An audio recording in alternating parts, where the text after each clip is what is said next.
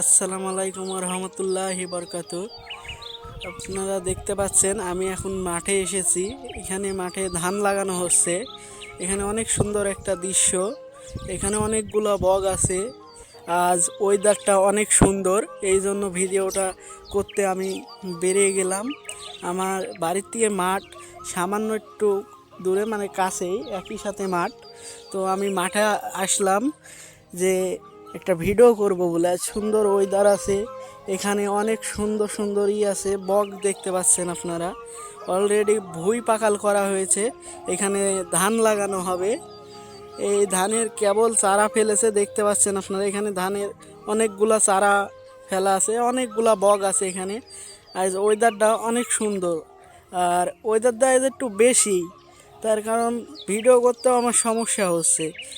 অনেক রোদ আজকে, ওয়েদারটা অনেক সুন্দর আজকে। এই যে সব ভুঁই পাকাল করা হচ্ছে, এখানে অনেকগুলা বক আছে, আপনারা দেখতে পাচ্ছেন। আমি একটু কাছে গেলে বকগুলা উড়ে যাচ্ছে এখান থেকে, আপনারা দেখতেই পাচ্ছেন। বকগুলা একটু উড়ে উড়ে চলে যাচ্ছে।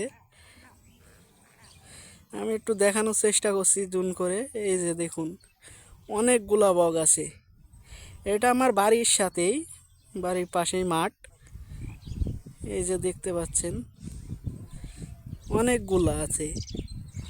অনেক সুন্দর একটা দৃশ্য। আপনারা যারা এখনও মাঠে আসেননি, অবশ্যই মাঠে আসবেন। এখন কচু তোলা শেষ হয়ে গেছে, এখন ধান লাগানো চলছে।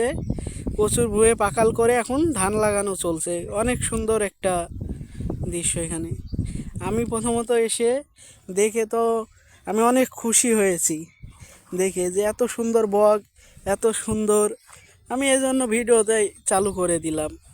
আমার যেই ফেসবুকে ফলোয়ার ভাইরা আছেন, আমাকে অনেক অনেক ফলো করবেন এবং কি লাইক করবেন, কমেন্ট করবেন।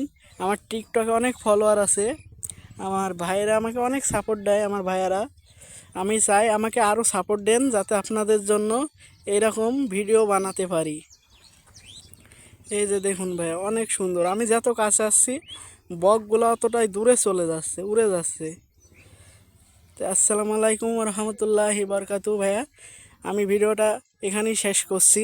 সুন্দর একটা দৃশ্য, ওয়েদার।